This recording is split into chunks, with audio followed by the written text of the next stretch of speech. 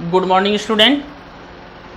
BSc part first के zoology के विद्यार्थियों का लेक्चर 12 में हार्दिक अभिनंदन है। विद्यार्थियों, हमारा जो टॉपिक चल रहा है वो है फर्टिलाइजेशन। हमारा टॉपिक चल रहा है फर्टिलाइजेशन। तो फर्टिलाइजेशन की हमने डेफिनेशन की स्टडी की है। इसके अलावा हमने इसके टाइप्स पढ़े हैं। टाइप्स में external fertilisation and internal fertilisation दोनों के बारे में हमने स्टडी की है। तो आज का जो हमारा टॉपिक रहेगा वो है मैकेनिज्म ऑफ फर्टिलाइजेशन, निषेचन की क्रियाविधि। निषेचन की क्रियाविधि।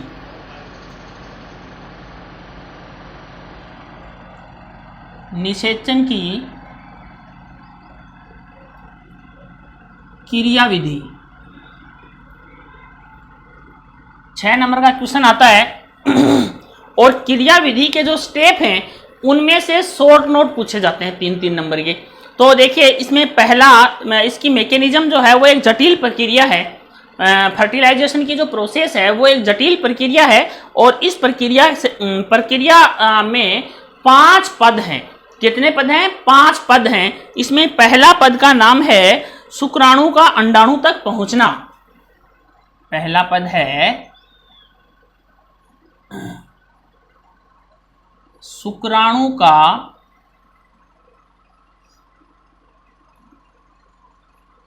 अंडाणु तक पहुंचना।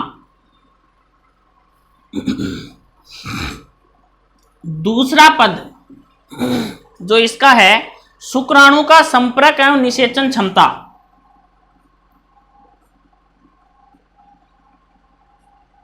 शुक्राणु का संपर्क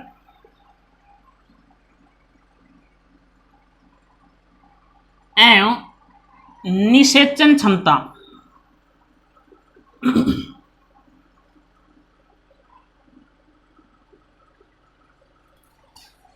तीसरा पद है एक्रोसोम क्रिया एवं भेदन।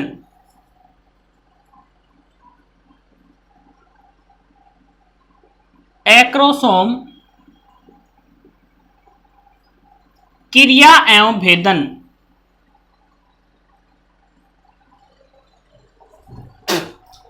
देखिए, 3 पद हो गए। चौथा पद है अंडाणु का सक्रियण।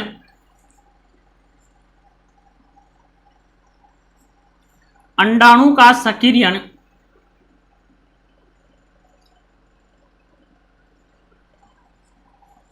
पांचवा पद है युग्मकों के पराग केंद्रकों का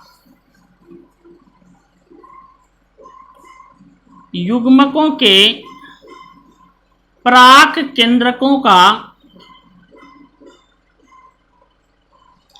पराग केंद्रकों का संगलन।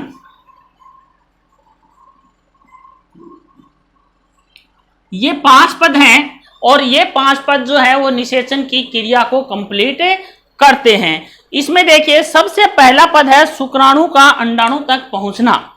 देखिए, हम पहले पद की यहां पर चर्चा करेंगे, शुक्राणु का अंडाणु तक पहुंचना। ये देखिए पूरा थ्योरेटिकल है और इसकी पीडीएफ हम आपको अवेलेबल करवा देंगे। शुक्राणु का अंडाणु तक पहुंचना। देखिए, लैंगिक जनन की सबसे बड़ी समस्या यह है कि शुक्राणु व अंडाणु का मिलन किस प्रकार से हो। राइट। अब देखिए, क्योंकि नर व मादा युग्मक या तो अलग अलग प्राणियों में बनते हैं या फिर एक ही प्राणी में बनते हैं, तो इनको आपस में एक दूसरे से इनका मिलना बहुत ही जरूरी होता है। ठीक है। ज्यादातर प्राणियों में नर तथा मादा प्राणी अलग अलग होते हैं और दोनों ही युग्मक अलग अलग प्राणियों में बनते हैं। इसमें से नर युग्मक चल तथा मादा युग्मक अचल होते हैं। देखिए, इनका मिलना कैसे होता है कि नर युग्मक चल होते हैं, नर युग्मक चल या मोटाइल एंड मादा युग्मक जो है अचल या नॉन मोटाइल होते हैं।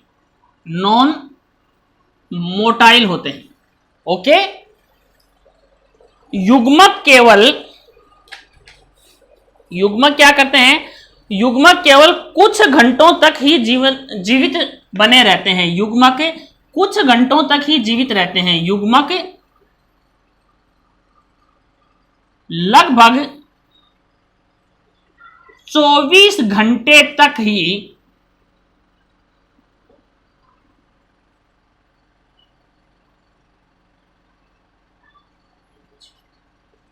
जीवित रहते हैं। अतः आवश्यक है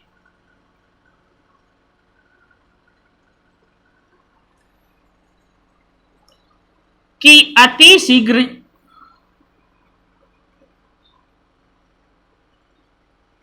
शीघ्र नर युग्मक मादा युग्मक तक पहुंचे। ओके, मादा युग्मक क्या करते हैं, मादा युग्मक क्या करते हैं कि, एक सेकंड, मादा युग्मक कुछ रासायनिक पदार्थों का स्राव करते हैं जिसके कारण वो नर युग्मक को अपनी ओर आकर्षित करते हैं। मादा युग्मक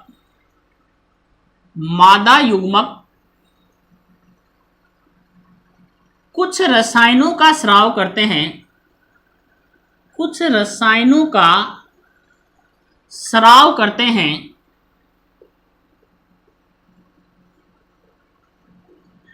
जो अपनी ही जाति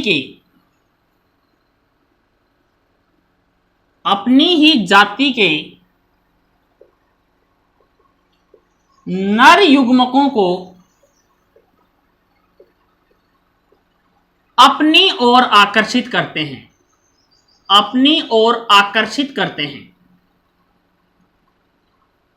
ओके। मादा युग्मक कुछ ऐसे रसायनों का स्राव करते हैं जो अपनी ओर अपनी ही जाति के स्पर्म को आकर्षित करते हैं। युग्मकों का मिलना मात्र एक संयोग है। युग्मकों का मिलना क्या है, एक संयोग है। युग्मकों का मिलना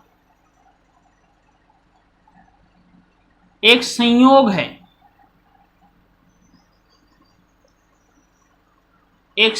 है, ओके। देखिए, शुक्राणु और अंडाणुओं का की मुलाकात सुनिश्चित करने के लिए बाह्य निषेचन में क्या होता है कि युग्मक है ना, वो नर युग्मक अधिक से अधिक मात्रा में, बहुत ज्यादा मात्रा में और मादा युग्मक के नजदीक विसर्जित किए जाएं। ठीक है, शुक्राणु इसकी मुलाकात के लिए जरूरी क्या है कि बाह्य निषेचन में, देखिए बाह्य निषेचन में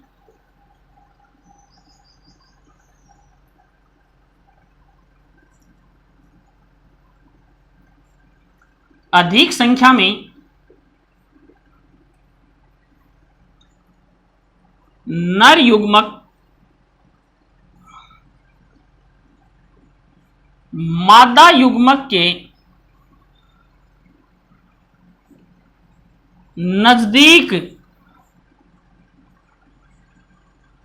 विसर्जित किए जाएं ताकि उनका संयोग अति शीघ्र हो। और आंतरिक निषेचन में क्या होता है, देखिए मैं इसको मिटा रहा हूं।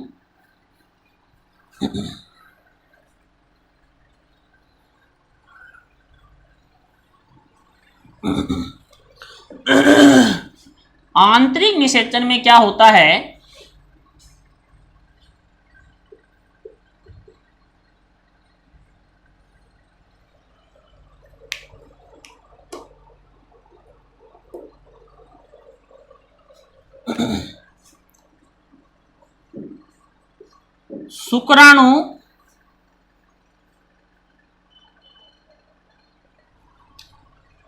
शुक्राणु मेथ्यूनन की सहायता से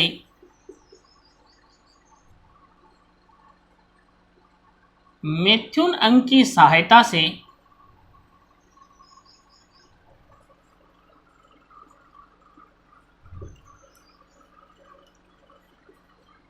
अंडवाहिनी में विसर्जित किए जाते हैं, विसर्जित किए जाते हैं। ओके। और यहां से क्या होता है कि शुक्राणु यहां से क्या करते हैं कि अपनी पूंछ, शुक्राणु स्पर्म क्या करते हैं, शुक्राणु अपनी पूंछ की सहायता से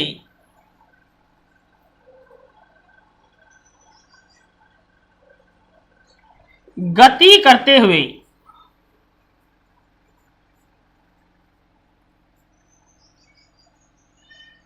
मादा युग्मक तक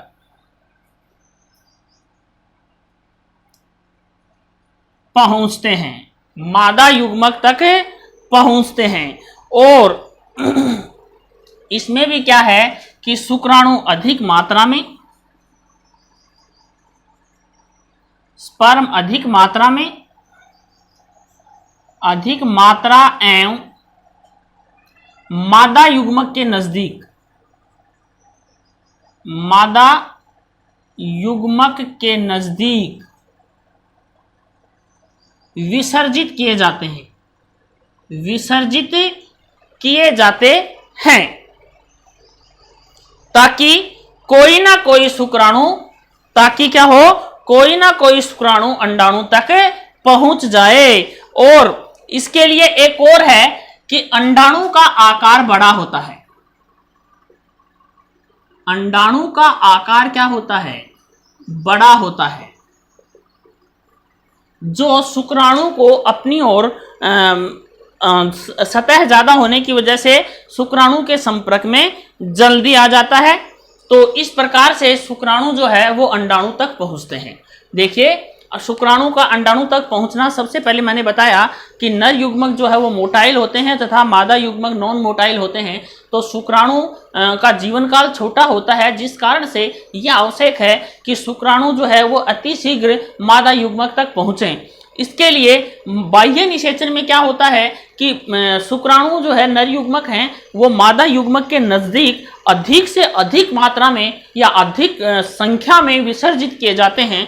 और अधिक संख्या में विसर्जित होने के कारण और नजदीक विसर्जित किए जाते हैं ताकि वो अंडाणु तक पहुंच जाए। जबकि आंतरिक निषेचन में शुक्राणु मैथुन अंग की सहायता से अंडवाहिनी में विसर्जित किए जाते हैं और शुक्राणु अपनी पूंछ की सहायता से गति करते हुए मादा युग्मक तक पहुंच जाते हैं। और इसमें भी कंडीशन यही है कि स्पर्म अधिक मात्रा में और मादा युग्मक के नजदीक विसर्जित किए जाते हैं और अंडाणु का आकार बड़ा होता है, जिसके कारण उसका सतह है उसकी बहुत ज्यादा होती है और वो सतह ज्यादा होने के कारण अंडाणु शुक्राणु के संपर्क में आ जाता है। तो यह है पहला पॉइंट, अंडाणु का शुक्राणु का अंडाणु तक पहुंचना। अब हम सेकंड पॉइंट करेंगे, युग्मकों का संपर्क एवं निषेचन क्षमता।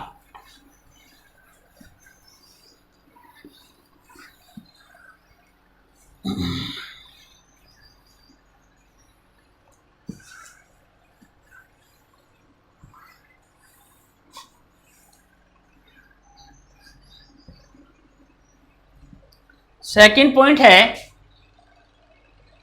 युग्मकों का संपर्क एवं निषेचन क्षमता।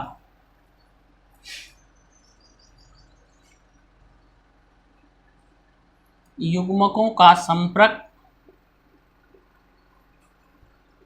एवं निषेचन क्षमता।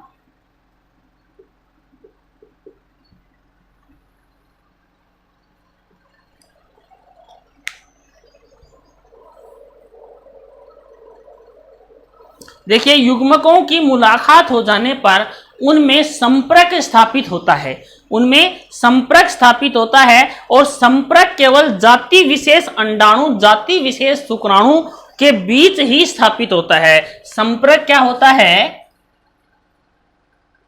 संपर्क एक ही जाति के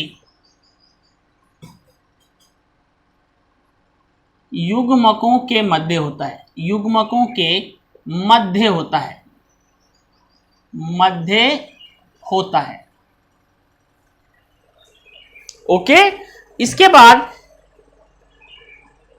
एक ही जाति के शुक्राणु जो हैं वो उसी जाति के अंडाणु को निषेचित करते हैं। और एक वैज्ञानिक हैं F.R. लिली व कुछ वैज्ञानिकों ने इसके लिए इसकी एक रासायनिक प्रक्रिया बताई है कि F.R. लिली ने रासायनिक प्रक्रिया बताई है जिसके तहत उन्होंने बताया है कि जो विशिष्ट रसायन, ये क्रिया जो है वो विशिष्ट रसायनों द्वारा संपन्न होती है।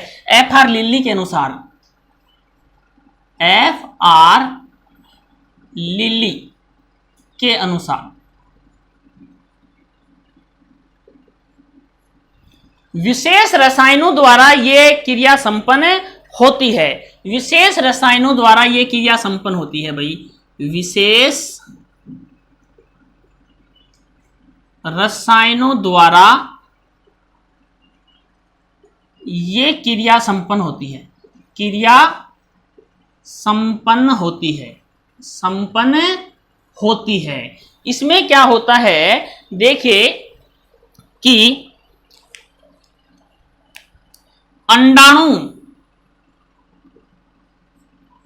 अंडाणु द्वारा एक रसायन है जिसको बोलते हैं फर्टिलाइजिन, फर्टिलाइजिन, तथा शुक्राणु द्वारा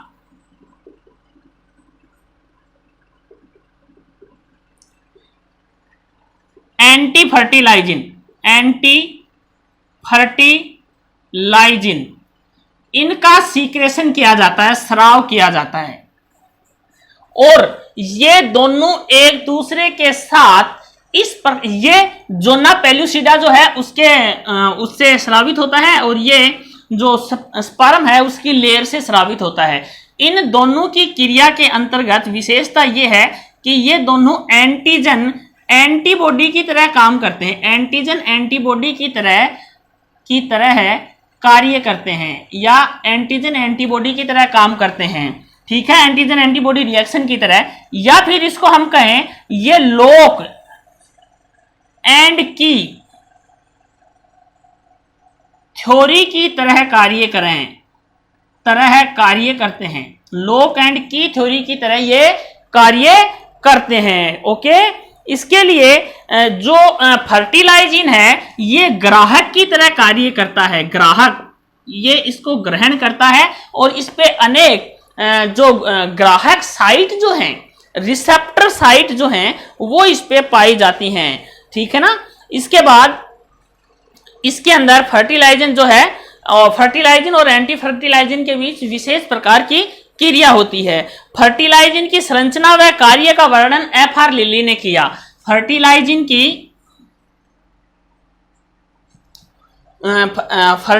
जो है, फर्टिलाइजिन की संरचना एंड कार्य का वर्णन F.R. लिली ने किया था भाई, F.R. लिली ने किया। F.R. लिली ने फर्टिलाइजिन की संरचना तथा इसके कार्य का वर्णन किया है। इन्होंने बताया, देखिए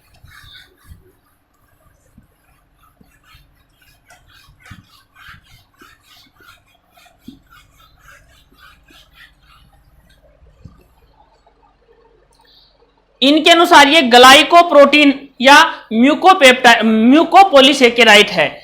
फर्टिलाइजिन क्या है इनके अनुसार, फर्टिलाइजिन क्या है, फर्टिलाइजिन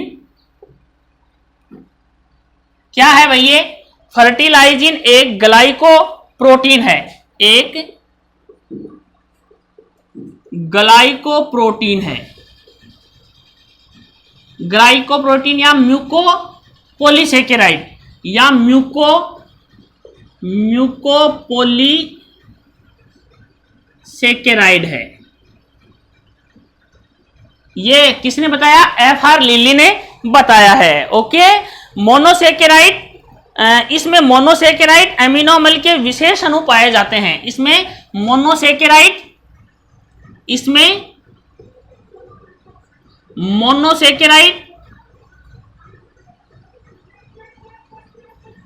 इसमें मोनोसेकेराइड तथा एमिनो अम्लों के विशेष गुण पाए जाते हैं। एमिनो एसिड के अणु पाए जाते हैं, विशेष अणु पाए जाते हैं। ओके, इसके बाद इसमें एक या एक से अधिक प्रकार के मोनोसेकेराइड, ग्लूकोज, फ्रुक्टोज आदि भी पाए जाते हैं। इसमें ग्लूकोज, फ्रुक्टोज, मोनोसेकेराइड अनेक प्रकार के इसमें पाए जाते हैं। ये मोनोसेकेराइड के अणु, मोनोसेकेराइड सल्फ्यूरिक अम्ल द्वारा एस्टरीत रहते हैं। ये मोनोसेकेराइड के अणु सल्फ्यूरिक अम्ल द्वारा एस्टरीकृत रहते हैं। सल्फ्यूरिक अम्ल द्वारा एस्टरीकृत होते हैं। मोनोसेकेराइड क्या होते हैं? सल्फ्यूरिक अम्ल द्वारा एस्टरीकृत होते हैं। प्रत्येक फर्टिलाइजिन के अणु में एक से अधिक सक्रिय समूह पाए जाते हैं। इसमें एक से अधिक सक्रिय अणु पाए जाते हैं फर्टिलाइजिन के अणु में, जिसके कारण जो ओव्यूम है उसके ऊपर एक से अधिक शुक्राणु जो हैं वो अटैच हो जाते हैं। एक से अधिक शुक्राणु अंडे के ऊपर जाकर के जुड़ जाते हैं और फर्टिलाइजिन की रासायनिक संरचना जो है वो जाति दर जाति बदलती रहती है। प्रत्येक जाति में अलग अलग प्रकार की इसकी संरचना पाई जाती है। परिपक्व अनिषेचित अंडों द्वारा फर्टिलाइजिन स्रावित किया जाता है। मतलब परिपक्व अंडों द्वारा ही स्रावित किया जाता है। ये मैच्योर एग द्वारा स्रावित किया जाता है। ओके, मैच्योर एग के द्वारा ये स्रावित किया जाता है। ये प्लाज्मा झिल्ली के आवरण में उपस्थित रहता है। स्तनधारी प्राणी जो है, अगर हम बात करें स्तनधारी प्राणियों की, तो स्तनधारी प्राणियों में क्या होता है कि मेमल्स में, सतनी में क्या होता है कि ये फर्टिलाइजिन जो है वो जोना पेल्यूसिडा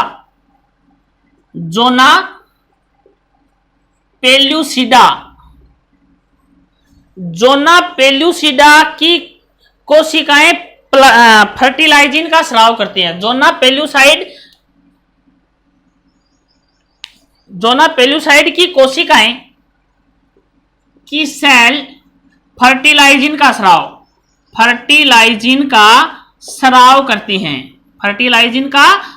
करती हैं। और फर्टिलाइजिन जो है वो निम्न कार्य करता है। फर्टिलाइजिन क्या करता है? निम्न कार्य करता है। सबसे पहले देखिए, कार्य पढ़ने से पहले हम एक बार फिर से फर्टिलाइजिन के बारे में थोड़ी सी चर्चा कर लेते हैं कि देखिए कि F.R. लिली ने बताया कि कुछ विशेष रासायनिक पदार्थ पाए जाते हैं जो ओव्यूम तथा स्पर्म को एक दूसरे के नजदीक लाते हैं। जो अंडाणु पर फर्टिलाइजिन तथा शुक्राणु पर एंटी फर्टिलाइजिन पाए जाते हैं।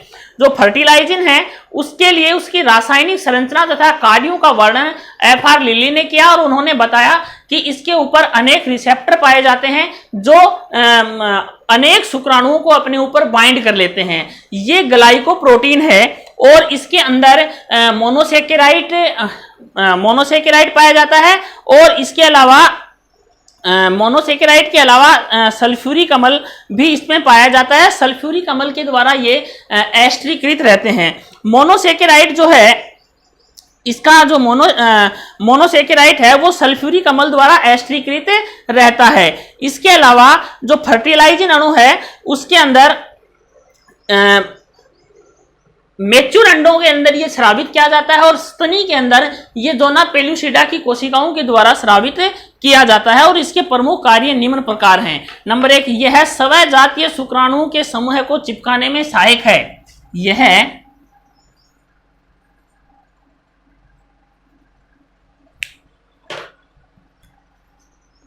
स्वजातीय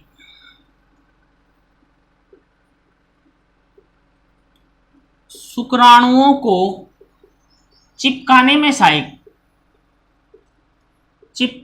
सहायक। नंबर 2,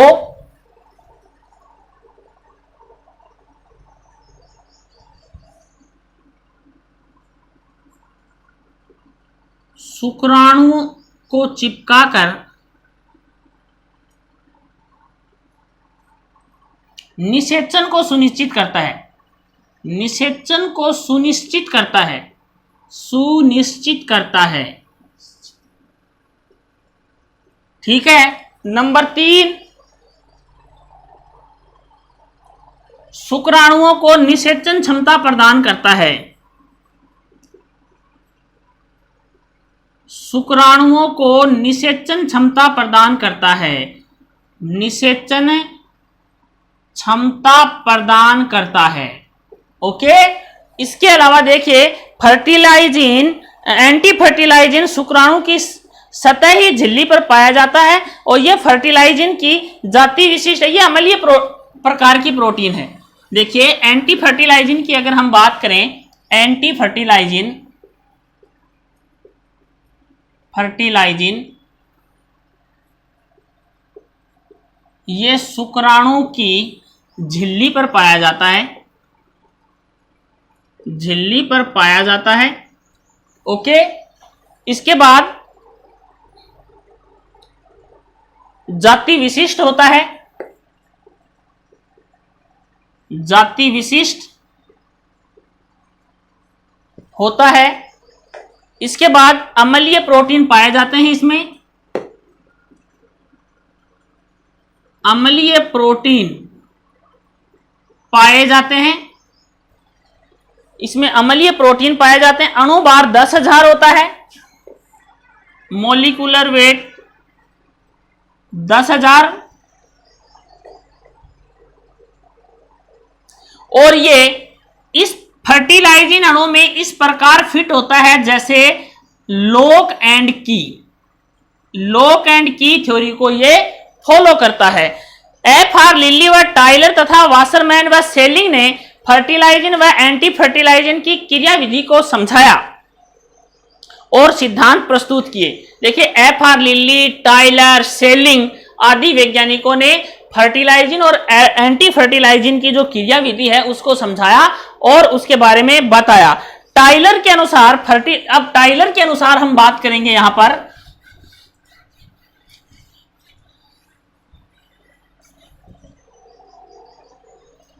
टाइलर के अनुसार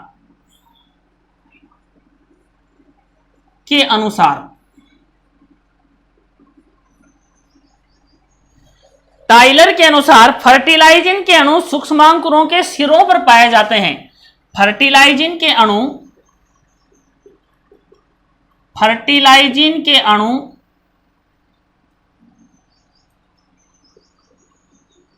सूक्ष्मांकुरों के शीर्ष पर पाए जाते हैं।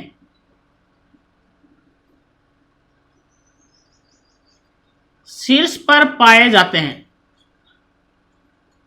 शीर्ष पर पाए जाते हैं जो विटेलाइन झिल्ली से बाहर निकले रहते हैं, जो विटेलाइन झिल्ली से बाहर निकले रहते हैं। विटेलाइन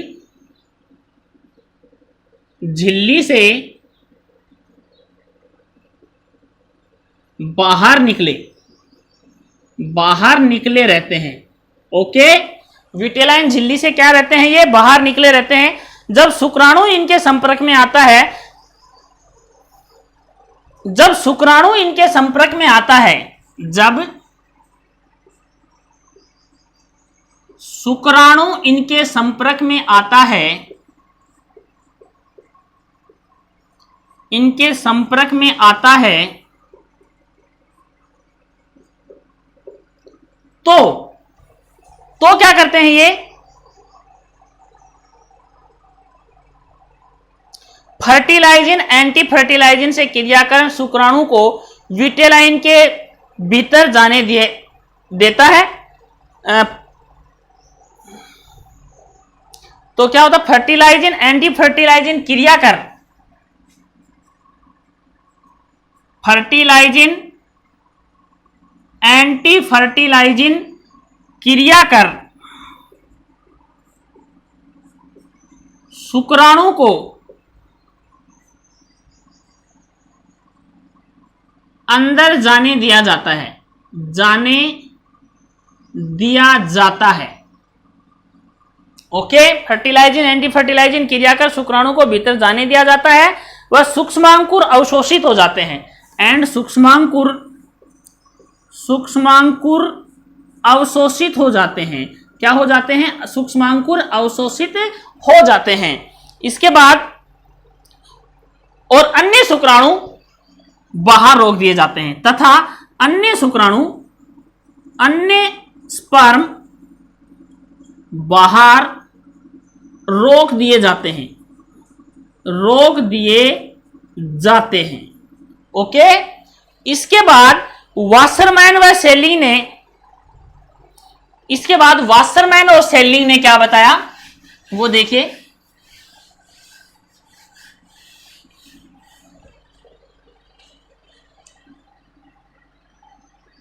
वासरमैन एंड सेलिंग के अनुसार,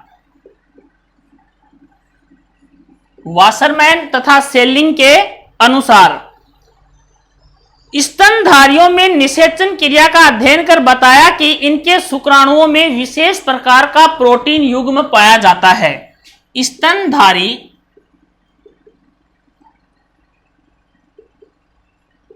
यों के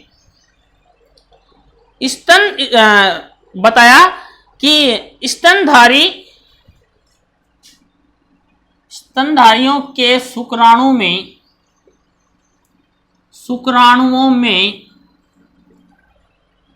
विशेष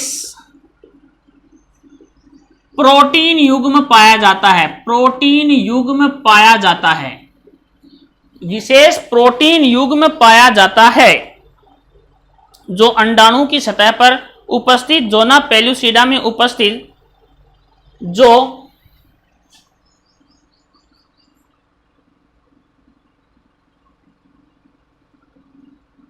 जो अंडाणु की सतह पर उपस्थित, जो अंडाणु की सतह पर उपस्थित जोना पेल्यूसिडा की सतह पर उपस्थित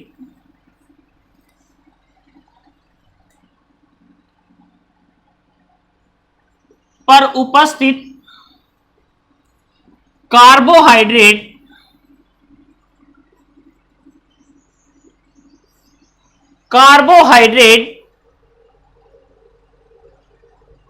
वह प्रोटीन को पहचानने में सक्षम है एंड प्रोटीन को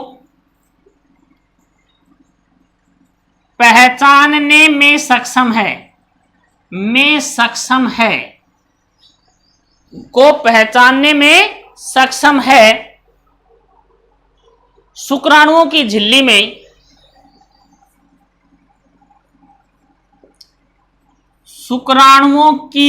में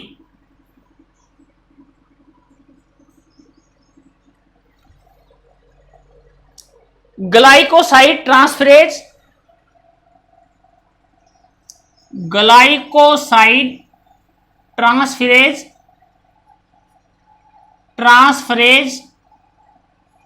कोमा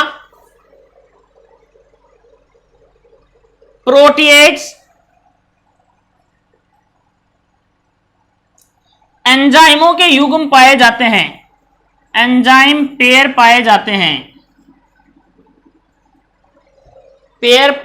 हैं जो जोना पेल्यूसिडा में उपस्थित ग्लूकोज अमीन के साथ क्रिया करते हैं, जो जोना पेल्यूसिडा में उपस्थित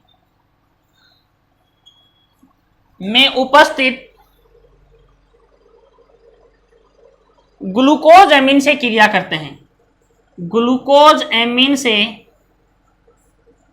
क्रिया करते हैं।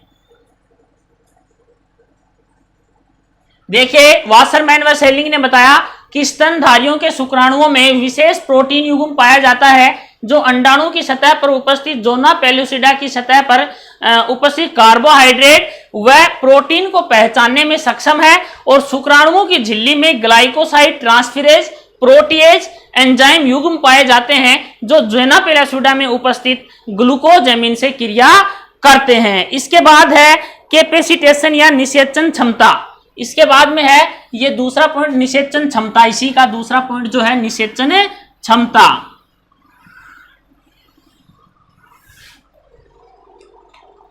निषेचन क्षमता, निषेचन क्षमता।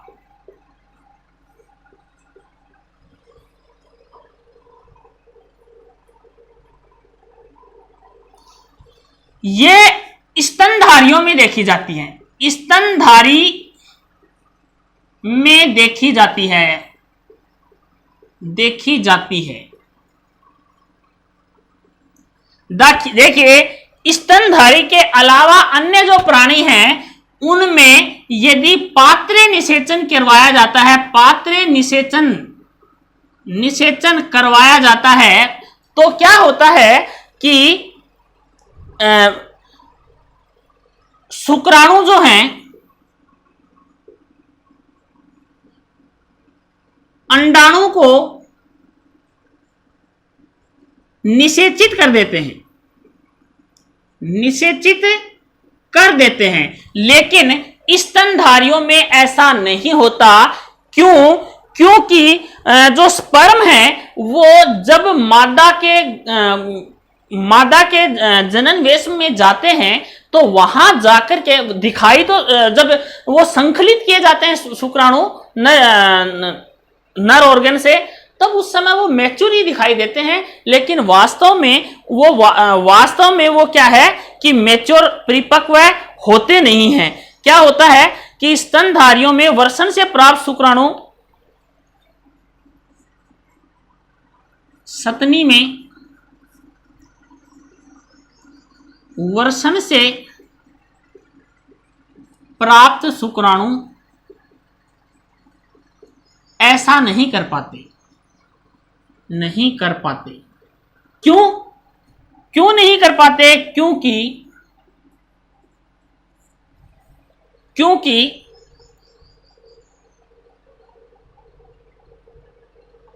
संकलन के बाद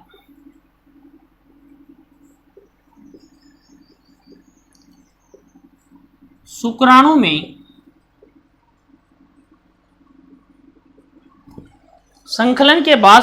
में मादा जनन तंत्र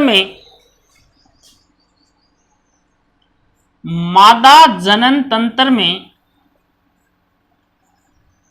कुछ ऐसे परिवर्तन आते हैं,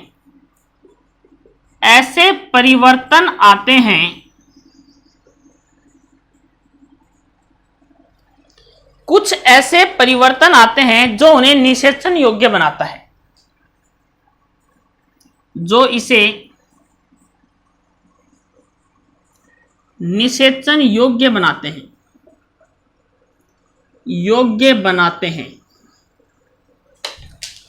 जो इसे निषेचन योग्य बनाते हैं। यह क्रिया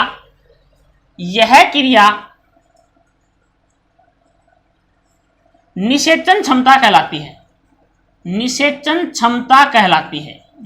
क्षमता कहलाती है। देखिए कि निषेचन क्षमता स्तनधारियों में देखी जाती है। कुछ प्राणी ऐसे हैं कि उनमें पात्र निषेचन यदि करवाया जाए तो शुक्राणु अंडाणु को निषेचित कर देते हैं। लेकिन स्तनधारियों में ऐसा नहीं होता। क्यों नहीं होता? सतनी के वर्षण से प्राप्त शुक्राणु ऐसा नहीं कर पाते। क्यों नहीं कर पाते? क्योंकि संकलन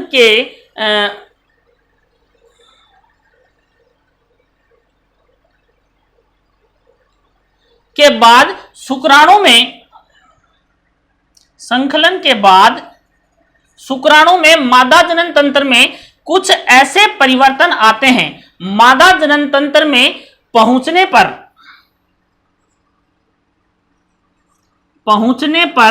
कुछ ऐसे परिवर्तन आते हैं जो इसे निषेचन योग्य बनाते हैं। यह क्रिया निषेचन क्षमता कहलाती है। ठीक है। मादा तंत्र के गर्भाशय में क्या है? फिर देखिए आगे, मादा जनन तंत्र में ऐसा क्या है उस चीज के बारे में हम यहां चर्चा करेंगे। मादा तंत्र के गर्भाशय से स्रावित, मादा तंत्र के गर्भाशय से स्रावित कौन कौन स्रावित होते हैं? Sterol binding albumin, sterol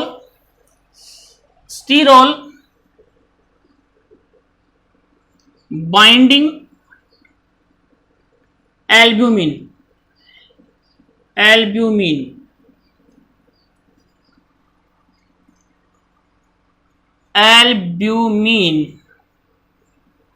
coma lipoprotein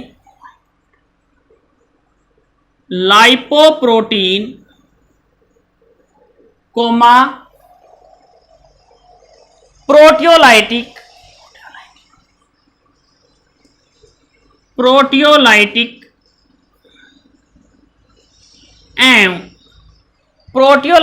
एवं कार्बोहाइड्रेट लेनकारी एंजाइम,